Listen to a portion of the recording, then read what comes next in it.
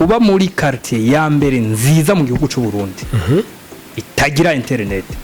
no kuba muri quartier mbi ya mbere mu gihugu cy'u Burundi ifite internet wobahe je no hari internet ashaka yabe habi mugabo ibihari va mu buzimu rero butagira internet je ahantu hari internet niyo si uyu munsi Rekana kubwire nta business nimwe yaje mu gihugu cy'u Burundi goye nk'iyi business ngira ndakubwira business y'abantu aba bantu bakotesha impuzu za mariage cyangwa amabiniro bama costume ujya kuza gufata umuntu costume waguze miliyo akacaza akayigukotera ku bihumbi 100 ukizera yuko ayijanya azoyigarukana business igoye nk'iyi nuwo mukira kumva yuko ari umukira nagerageze muri probleme twewe tuba dufise sivyo atore basi solution probleme voilà no bosina ntaze kuvuga ngo muri Afrika nico kibazo gihari kiri mu bibazo dufise afete muri Afrika umuntu arakira akaronka amafaranga menshi akumva yuko ibyiwe byaheze ariko normal gukira acasa nk'uhunga abantu acasa nk'uhunga abantu normal gukira ifo yuko ukira ugafasha nabandi nyimana yaraguhezagije amafaranga reka ndakwere kandi karorero nafa pasi gihe Los Angeles isha umuntu wa mbere yacavuga ni okay ngira ndabereke uburyo bwo kubaka bushasha butandukanye n'ubwo mwahora mukora ya presence projet yo kubakisha ivyondo iyo projet yayize a partir y'ingene muri Afrika bubaka kandi kweri ntibaze inzu z'inyafrika zo Baske yavuze ni muri Afrika mu kubaka inzira shobora gusha ivyo nibisanzwe ati mugabo uruhome nigero ubona gwaho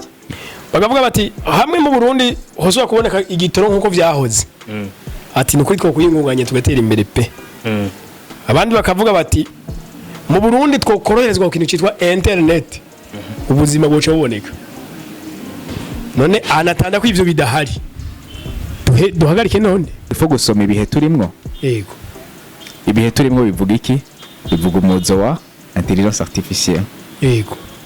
intelligence artificielle isigura iki isigura gusimplifier ibintu byahora bikorwa muri buno buryo bikaba simplifier gakorwa mu buryo bworoshe kandi bunenyaruka kandi bikanyaruka so no musi rero nyimba hari umuntu ashobora gukora reka dufate application mu minota 5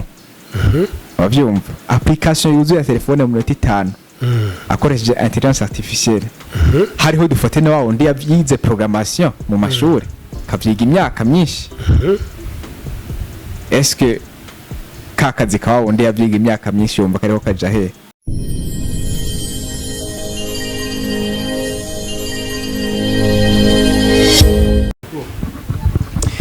Okay, yes. Reka tubaramutse tubipfurize amahoro magara meza n'amafaranga. Tubahe ikaze cyane kuri Agaciro Media mu kiganiro ishure y'ubuzima. Je mwumva ni Omdishanyima. Uno munsi tuzanye babagabo babaremyi b'amafaranga. We talk business. Dr. John na Shadow Migisha. Muhawe ikaze. Merci beaucoup. Si kuri Agaciro Media turabaramukije abadukurikirana bose. Ni Shadow, get rich or die trying, never stop learning. Ako kavuze iki mu Kirundi? Tunga canke ugerageze gutunga. Donc tunga canke ugerageze upfe ugerageza gutunga. Hama ntuhagarike kwiga. Ariko abantu bose n'ubundi barabigerageza haro wahe ugira uwahevye ubuzima ngo yiraramire gusa wahevye ariko nta muntu umwe yaraheba ubuzima hari abahevye kwiga Dr. John uraho neza amahoro cyane turabaramukije ukuntu rero ukuntu kunze kuri seri ego muri We Talk Business havuga maki muri We Talk Business turabandanye dukura twongera dushimira n'abakunda kutwitaba bitabiganiro byacu dushikiriza birakurikirwa ku bwinshi ama feedback ni menshi twongera dushimira n'abantu badutera intege atari ko bitera intege ahubwo ari kuvuga ati ibyo mutanga bifise akamaro so ni ibintu biduhimbara cyane très bientôt ahubwo namwe muze mugire talk show donc zemura ndabipfuriza ko byokura gose uko je mona ndaba ibyo mutanga hajya nkabona biri biri ku rwego rwo hejuru none abarundi bakunda iki ko baza kubiraba ari bakeya wari kuzana utuntu dutwenza bari kuturaba ari benshi cyane nibyo nyine karavuga Shadow uti kumbure abarongira ntibashaka kwiga ari benshi so tugomba tugerageza hama ababona abavyitabira bakavyitabira sino mugabo nyine nta gucika intege wa mugani ariko imbere ko tuje mu kiganiro nyezina hari kiganiro mwaheruka kugira kijanye n'ama intelligence artificielle kwanza umengo nawe doctor wakikoze mugiye kuri Agaciro Media mbona abantu benshi baguma banyandikira ngo turashaka mutwigisha ukuntu twokora ama content dukoresheje AI ubwo rero ngaba witoki business barahari ni babagane tuza kuntu kubasigira link ya WhatsApp ya nako apana ya YouTube muze mubikurikire murabe nimwabona mubishimye bakurikire babigisha nuko kurundi ruhande rero turi mu gihugu n'ubundi abantu babandanya bidoga nubwo mubandanya mu partage ama opportunité ariko abantu babandanya bidoga nta kazi igihugu ubukene bw'ibintu ni byinshi ariko namwe numva mwebwe muhagaze bwuma opportunité ni menshi tere kwa Shadow abashomeri ni bangahe mu Burundi abashomeri ni benshi ariko je nibaza yuko umushomeri ni umuntu atararenza mu wa gatandatu primaire ijo gitigiri cy'abashomeri bategeza ko bari mu Burundi ariko hama udafite akazi nawe ucumita gute udafite akazi ni bafetanye kontra nande azokamuha uramuhebuje Burundi ajya kugira ko iki abeho abeshweho niki nica abandi baremye canke nica jeje kurema erega twe turi ngaha kugira tureme ikintu hanyuma turengane kize kimarira ico kintu turemye kize kimarira kamaro abo tuzosiga none nimba yariye akaba atagwaye atari mu mpimba akaba adashobora kurema ikintu ari karakora iki Yavuga nkeneye kumenya ikindi ni iki abantu bita akazi ni ifo yuko to define ni ikintu gihemba no kuvuga akazi kose wahembye wakoze kakakwinjiriza amafaranga indaguhemba par exemple nimba ndi mu content creation kuri YouTube ikampemba est-ce que umuntu ampembe rega n'umuntu nakoreye bon navuze business yego baraza barukurikiranira ibiganiro byanje hanyuma YouTube irampemba YouTube rega si ikintu ni ikintu cyazanwe n'umuntu no kuvuga ni igikorwa umuntu yakoze cyampemvye ni yatashije kuri cyo hanyuma ivyo ndiko ndakora kuri cyo birashimwa hanyuma birampemba muri make nawe wagize uruhara runini nawe wagize uruhara runini kugira ngo yes hari intambwe nateye kugira ayo mafaranga angane aze kuri jewe no kuvuga uri umushomeri ni umuntu atantambwe ari karatera kugira amafaranga mugane no kuvuga nta service ari karakorera isi ari karakora ikino il no mérite jamais hari umuntu nkunze gukurikirana reka sindabyitira ariko reka mvuge ko ari umuntu nkunze gukurikirana cyangwa ubushakashatsi nakoze iyo muntu aravuga ati c'est vrai abantu baravuga yuko atubuzi bwarabuze wakavuga ati koko bwarabuze atahubwo rero bugiye no kubura gusomba mwakoza kuremesha abantu muje kubaca intege kubayebuza so kubaca intege ahubwo oya afite bisigura iki tout d'abord il faut gusoma ibihe turimwo yego ibihe turimwo bivuga iki bivuga umuzo wa intelligence artificielle yego intelligence artificielle isigura iki isigura gusimplifier ibintu byahora bikorwa muri buno buryo bikaba simplifier gakorwa mu buryo bworoshe kandi bunenyaruka kandi bikanyaruka so no musi rero nyimba hari umuntu ashobora gukora reka dufate application mu minota 5 wavyumva application yuzuye ya telefone mu minota 5 akoresheje intelligence artificielle hariho dufate na wundi yavyize programmation mu mashuri ukavyiga imyaka myinshi eske kakazi kawa wundi yavyiga imyaka myinshi yumva kariho kaja he turavye n'uyo muzo wa intelligence artificielle aho hari wundi umuntu ashobora kwicara mu cumbi wiwe agakora application mbere nziza gusumba yari gukora mu minota 5.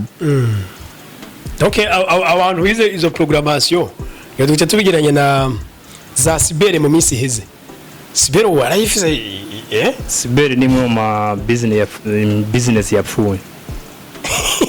Ariko nayo nyene yishwe n'iterambere gusa nuko mutamenye igihe bayijana ku mpanda mugabo barayijanye. Okay. Aho ikibazo kiba cyari yishwe niki yishwe nande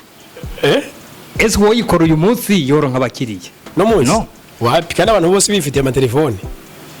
Gmail abantu baba baje kurungika ko muri telefone ziriyo numva hari uwaje kurondera iyo cyber izo rero ni mu business zapfuye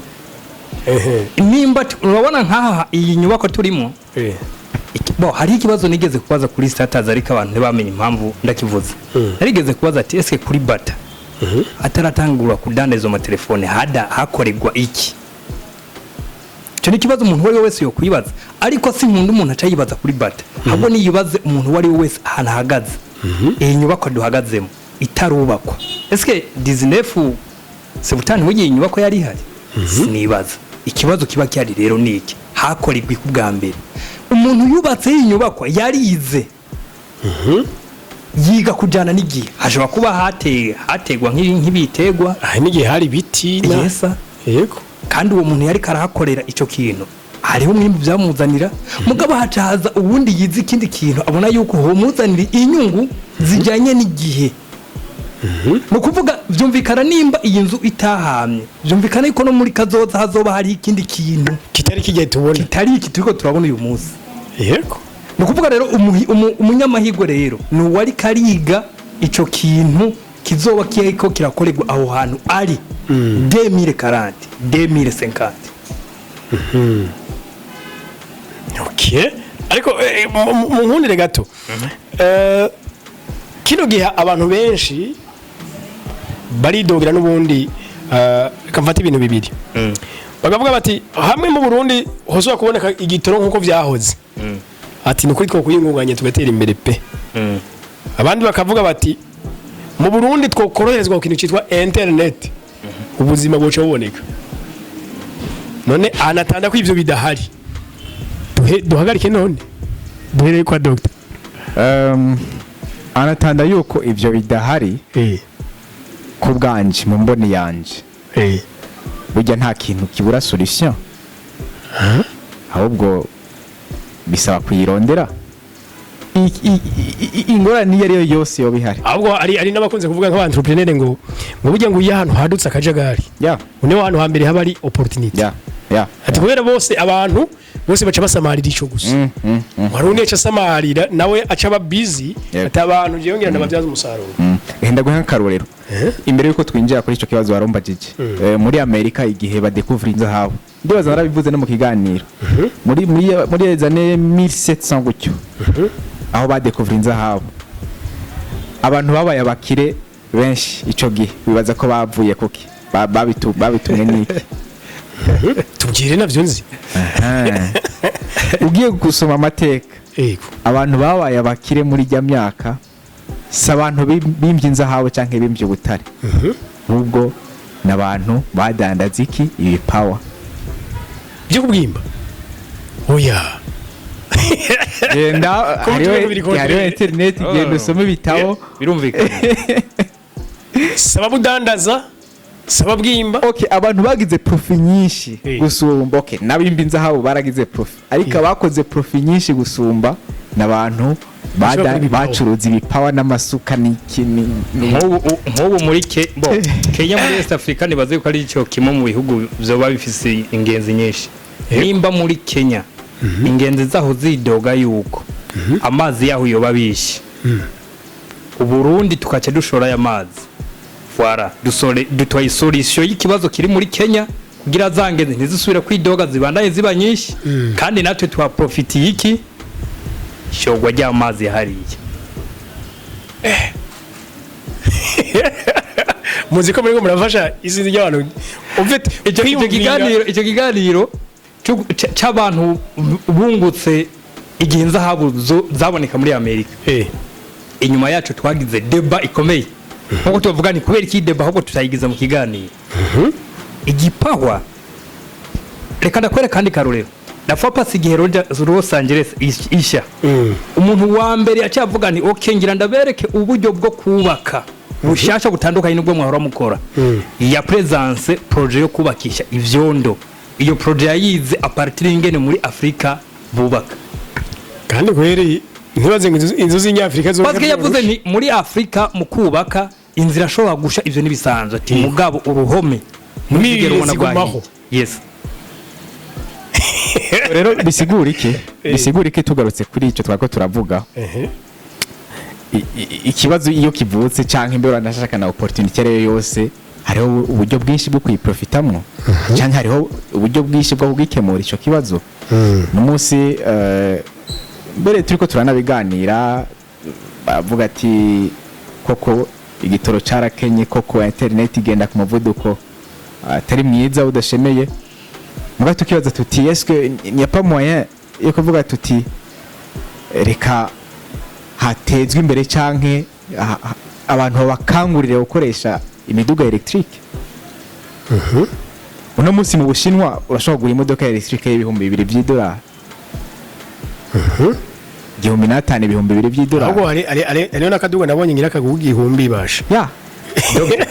reka tuje deeply nari maze umwanya ndiko ndaciyumvira reka tuje ibyina y'iki kintu izi business zibiri business ya business yo gucuruza cyangwa kurangura imodoka ziri electric suppose yuko twebwe turi babiri jewe wewe uri kurarangura imodoka ziri electric je randi ndiko ndarangura imodoka zino essence tugiye kuzidandariza Dr imodoka electric azishoye mu gihugu atagitoro kirimo sivyo jewe nanje naranguye imodoka zinwa essence mugabo ndazishoye mu gihugu atagitoro kirimo muri make mushoye hamwe kawaida uko navyumbateza kuba uwazanye zitanwe igitoro ubu afise imodoka electric niwe aza kuronka abakiriya yego alright Dr tubyoroshe eske iyi projet umuntu ashobora kuyikora gute yunguka gute azagu eske kuri marché abakiriya baza kumwakira gute eske ujya umuntu aza kuba ari karagendesha ijya modoka electric ama stress canke ingorane za guhura nazo n'uwundi aza kuba afise imodoka essence ari mu gihugu kitarimo essence ibintu ndashaka yuko twitsimba atari ko tubyinjire deeply abantu bakora izo business mugabo gatoya sinzi ko naca mabona imitekerereze y'abanyafrika umengo ubwenge bwacu nibuzi kwakira bishasha tushaguma handi nubwo umengo biragoye tume handi nango nkakarorero nga mu Burundi hariho ishiramo yitwa Electromeca rikora amamoto electric bono ngize bashizemo nakabijya ngo barabasabira impusha muri meri donc nziye moto zigenda hano hose ariko eske ugira uno munsi nizo ziko ziragurwa cyane ugira nje nezejeho kugiza ingitoro kandi ubiharuye igitoro jo ko kiyanyoye umwaka wose cyo gurindi moto ejo ndayikwereke cyo ndayigusigurira uno munsi abarundi umubwiye uti imodoka electric irafise akamaro surtout abantu bamenyere iby'imiduga avuga ati none niyagira ikibazo pièce de rechange nzoyikura hehe nayigurira mu Bushinwa pièce de rechange nzoyikura hehe denyema naragize iganiro twako ariko ndayaga n'umuntu wanje wa hafi arambwira ati jewe no kuri fisi imodoka ariko pièce nayibuze natumye aba mécanicien hose ariko iyo pièce yabuze pe ati rero zina makuru iyo modoka inu gitoro yego inu gitoro okay acharambwira ati rero zina makuru ati koko je hamwe no nk'umutahe kuye kandi ndibaza ko vuba ndi mukuro cyandangura ama pièce de rechange ayo nyene nze ku buryo uyo muntu hazoshirogera nico kibazo bisigura iki rero nyimba uvuze uti ndazanye kudandaza imiduga electric why not kucuzana n'ama pièce de rechange yayo nyimba uvuze uti ndazanye ama moto electric why not kucuzana n'ama pièce de rechange yayo no musa hari ikindi kibazo abantu nabo bafise bati mbe umuyaga nkuba gute ati nzoyisharja hehe aha nimba dufise station z'ibitoro kweka toca haza abandi nabo bavuga ati okay jereka ntangure business yiki ya station y'imiduga electric mu bindi bihugu birahari birahari yes Dr mu bintu abantu bakunda kwibagira ni definition ya business business ni iki nico kintu nkeneye mbuze ico kintu urondeye ukabura ni business erega si ubundi yakironde arakibura ni wewe wakironde urakibura ahubwo nimba ari wowe ukibuze gusa iyo si business mugabo nimba nabandi bakironde bakakibura iyo ni business ariko donc muri projet y'igihugu i 2026 barazana ama bisi zingana kujya kwa utrako zizoba zikoreshwa umuyaga nkuba reka tuvuge ibimaze kuba ibitaraba kubindi oya ni igaragaza ko nizo station zishobora kuba zizegereje mwana uko biriko zizoba ari nke kuko mfise agatanga gashiramo navyo nibaze ko ahubwo bo nabonye iyugururwa rya bourse y'u Burundi ahubwo n'abantu bavuga nti rega twebwe nta na business tuvuga utonakora atana amafaranga ufise genda ahubwo degaje iyo business yo kuzana ama station electrique hanyuma uvuge nti je nkeneye abanyamitahe basi upfume uba umukreation w'ama ubivuge he yes bivuge he none abantu bakurikira n'abantu bari he uravyumva ico twarakivuze twarahiganiriye no munsi urashobora kwibaza okay ndanyuma je neko ndavuganira n'umuntu avuga ati arambwira turabona umwe ariko nabwira nyene ico nyene cy'umutahe niko kucambwira ati ivyo vyihorere atuzi gituma ati ngaha hari abantu bafise amafaranga babuze ico bayakoza pe bisigura iki barabura business bayashiramo business zihari nzazi nyene kubaka inzu kugira nte no kuvuga ivyo barabirenge cyo bacha make usanga nta kintu kiri innove gihari nta kintu kiri innove gihari uvuga ati barashizemwe amafaranga yabo nabyumva pourtant abantu bafite amafaranga bashobora gukora nk'ibyo bintu barahari baruzuye nabyumva gusa rero mugabo aho uhurira nabo sasa aho uhurira naho kuko abantu bo hejuru si umuntu yoroshe kuva gushikira birumvikana ariko aho basengera turahazi aho bagirira sport turahazi ndetse naho bateramira turahazi cyo ndazi yari ahantu quelque part mu bice hari ahanye ntavuze wanashaka kuhinjira ni hotel kuhinjira gusa nengo uri hase nka mire nyimba atari samiye kwinjira cyonyine iyo ni d'entrée atacura ni hotel komeri muri bijya hice nawo cyo byo so bisigura iki aho niho bari aho bagirira sport aho basengera turahazi ushaka kugenda mugahuriraho so rero atuka inzira ni nyinshi ku muntu ariko mugabo ariko mwabajije ngo none ngo muhurira he duhure no ku Gaciro Media oya hari usanga abakire bagoze ngira bataronka umwanya wo kubiraho mugabo ndamaze kuja mu iryo ni probleme abaza kubikurikirana harabuze wuzinanye n'abantu bavuga erega iyo ni na business ushobora gukora meme ufise na 50 million est-ce que Joma ugatera intambwe ukavuga nti jewe burya rero iyi business ndabona yobamwe imitayi hagurutse jo ikindi kintu okay ahubwo hari abantu usanga baramaze kumva yuko kuba mfise amafaranga yicaye agenda umukire vyaraheze muga ku umukire suko oya kuba bo hariho uwundi muntu ntirewe ndavuga umuririmbyi yakoze iganira avuga nti nimba dufise bakuru bacu bariko bavuga yuko ari ba donke babasumba bariko baragaragaza igitugu yuko babasumba ati nibagerageza twego basi turabana twemeye ko turabana kuri bo baduhuze n'abandi byoshoboka yuko umuziki wacu ushobora gushika handi hantu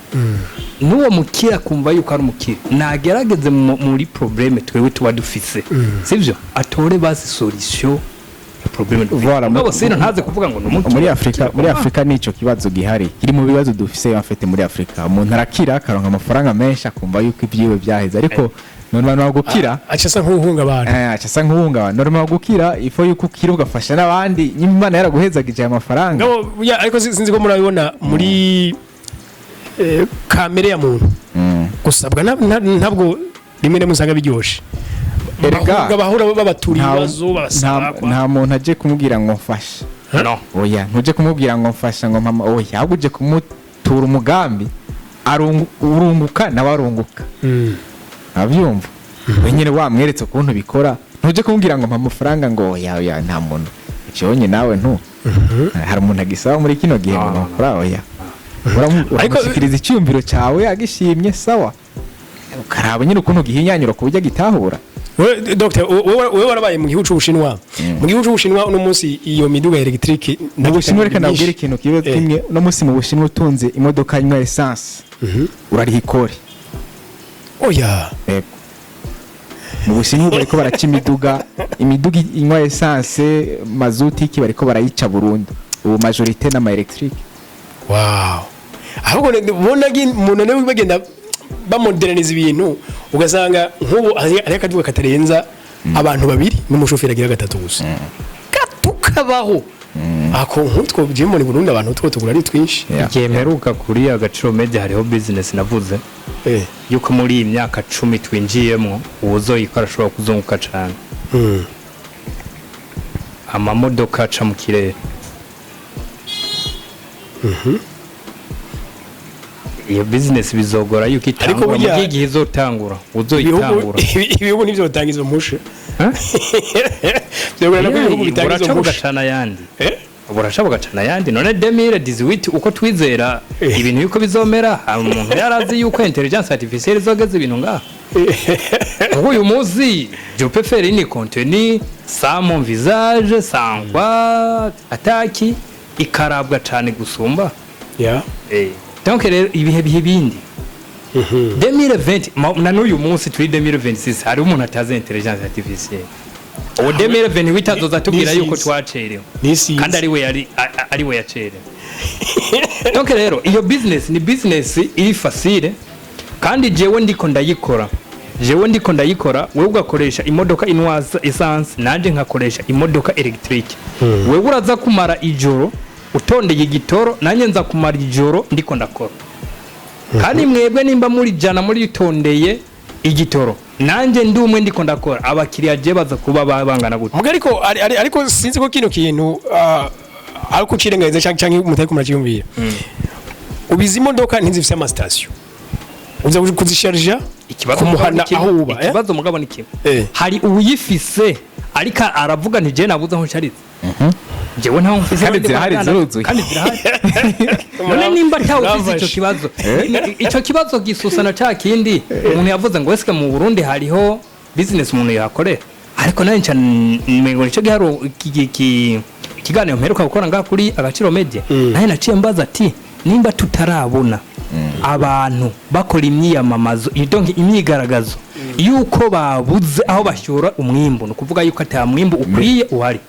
wanashaka na miss ijya modoka bamuhaye ni electric si electric ubuzira hari ngazi ni electric none urigira wumva miss avuga ngo yabuze ahasharasha voilà ariko ko muri bashasharije muhira kubera zikiri nkeya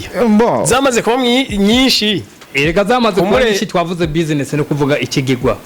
nyimba hari umuntu agira station ndetse bazo bayihaye akazi ikuri yindi miyaga kuma igwiza taremawe twavuze na cyakindi cha abantu bavuga ati ngo internet iri mu bintu bavuga nkenegwa mu buzima bwa muntu muri kino gihe tugezemo why not okay turiko tugaruka kuri abandi nyine bafite umutaha kwiye bavyumva why not kuvuga ati okay they can create une sorte de hub abantu hub no kuvuga hub no kuvuga ni kibanza nyene gitunganije nyene neza agashira iyo internet nziza wanashaka hapanga nyene kategura kibanza cy'isuku kimeze neza internet nziza umuntu akaza akiconnecta agakoreraho ibikorwa byiwe agataha umusara abantu benshi bakorera ku mbuga ngurukana bumenyi ariko abantu benshi izo basanga hehe mu mpangu zawo ariko ushoboye kuganiza ico kibanza mbere kihitwa n'ikibanza de rencontre abantu nyene bakoro cyo bintu bahurira mu wese akaba yibereye mu kibanza ciwe ku mashini yiwe atavugisha urundi mu bikorwa vyiwe comme ça ya internet irakwiragira nta muntu avuga ati ndagenda ni connecté ndihe yo abonnement et voilà ariko ico kintu sinzi ko je ntacumva neza ujambere numva ko mengo kisa nk'ikigoye nubwo ibi byara mahera faranga byose bigoye iki kibanza cyo kwiza kuba ari kinini kiri ahantu adresse nziza sinzi uko biri kose ngira n'ahantu hatatu tuba ko hari n'ugwamo ahatari ugwamo naho sano hegereye itawuni vile ya Bujumbura aho abantu baje bagora gushika ariko ome akantu gatonga aha turi hariho ugwamo iyo business yo turavuga niyo hakorerwa reka nakubwire nta business nimwe yaje mu gihugu cy'u Burundi igoye nk'iyi business ngira ndakubwira business y'abantu aba bantu bakotesha impuzu za mariage cyangwa amabiniro b'amakostime ujya kuza gufata umuntu costume waguze miliyo akacaza akayigukotera ku 100 ukizera yuko ayijanye azoyigarukana business igoye nk'iyi igihe umuntu yoba yariko kafata indege na ahubwo kandi ntuzi nahaba business yari yose ishimikiye ku kwizera yuko donc ni créer ico kintu kiri mu mutwe ukumva yuko wewe ugira ukireyarize mu vyizerere vyiwawe ngantuka abantu batangwe ico kina rero kwizera kudasanzwe strong mind kubera uyu munsi woho urabigira kubera wabibonye n'abana akaba ariko arabigira kandi bazijanye barazigaruka musanze uyu munsi periode turimwo mbanza avayo kico kintu ndagishika kureka ndabaza ka kuba muri quartier ya mbere nziza mu gihugu cy'u Burundi itagira internet no kuba muri quartier mbi ya mbere mu gihugu cy'u Burundi ifite internet wobahe je no hari internet ashaka yabe habi mugabo ibihari va mu buzimu rero butagira internet je ahantu hari internet niyo si uyu munsi nisho si uyimpaye no bahari ya muri ceceni mugabo hafise internet kuvuga nti uyu munsi wavuze ngo ahantu hacecetse uyu munsi kuvuga nti ngira ndondere agence d'internet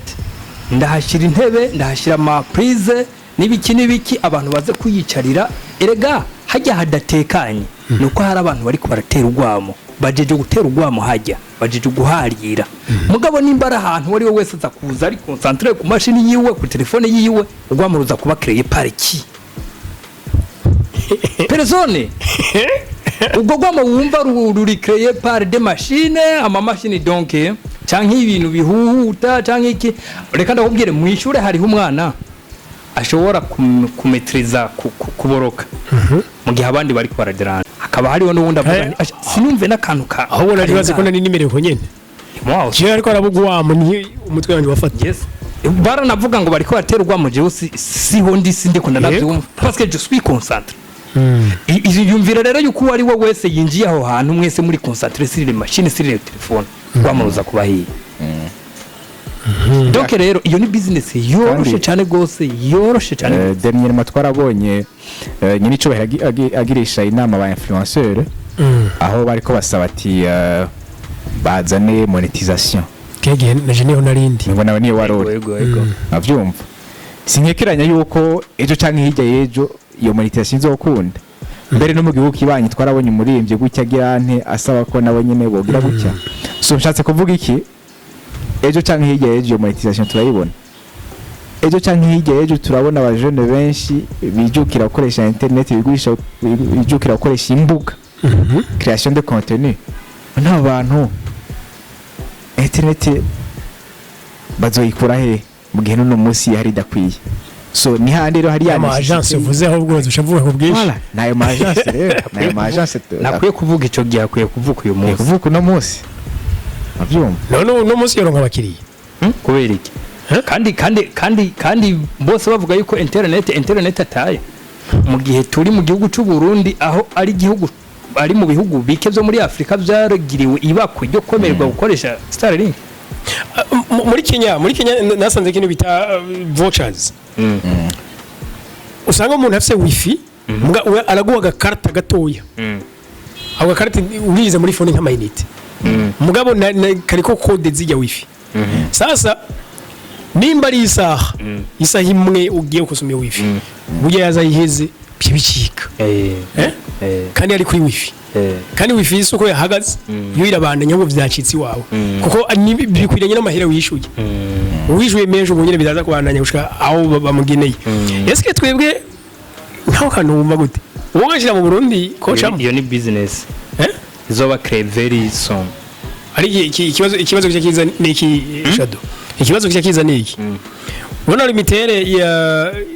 canke yini mihoro idanaza ama unité n'amamega bagiye baduza ibiciro umunsi bigeze kuri 1500 y'umunsi ntanduru yavuze bagije kuri ico giciro yaravuze erega badugije ikintu batategeza kuduza ariko ico giciro uravye nubundi mu karere turimo nico kikiri hasi gose none erega none iyo baduza umuvuduko iyo baduza umuvuduko bakaduza n'igiciro nduru zari kuhabaza hatari zari kubindura umugabo uziteye ukavuga nti sinzi vyiri kuravuga mbwa kubera badugije igiciro batadugije umuvuduko yumvikana ndakwereka n'ikindi kibaho sinzi yuko jewe ari abantu dukunze guteramana canke abajoni dukunze kuba turi kumwe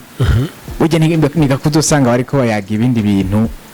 bitajanye n'amafaranga canke na internet bisigura iki umujene wuno musi waragiye muri Kenya warabibonye ikintu akeneye internet hari usanga ari abajene biyugaraniye mu tuzumani donc kuburyo ubibaza ati eske niyo bari kumbe biyamariye ama écouteurs ivyo bariko baragira ni danger cyane umva ntabyo bitakeneye aho kazi ntakakeneye mu internet umunyakenya umwana wo muri Kenya ngana nabirazimvye inshuti nazimvye kubera ngo je nibuka twaragura shizeyo ijana donc ivyo bita bundles z'ijana y'amashiringi y'amashiringi ivyo ni 5,000 vy'amarundi mugabo amara igihe kingana gute njye nk'amasaha 5-10 y'abahizi nyene kuzimba bizimvira niveau de vie yaho hantu nyimba ashobora kuyashiramo seke ashobora no kuyinjiza aho muri Kenya avyumva so rero ni cyake tuvuga tuti nta kindi abajene no munsi bakeneye ni internet ibindi baravyikorera kandi ayibana ku bantu badukurikiranye je nkaho kanunu mu mengo nakadiri wogira ikibanza kandi urumva bica bimanako n'ibindi umuntu azaho ashobora gukenera kunywa amazi haze kuba hari uyadandaza haza gukenera agafanta ashobora gukenera ico kurya ni business imwe ivyara business nyinshi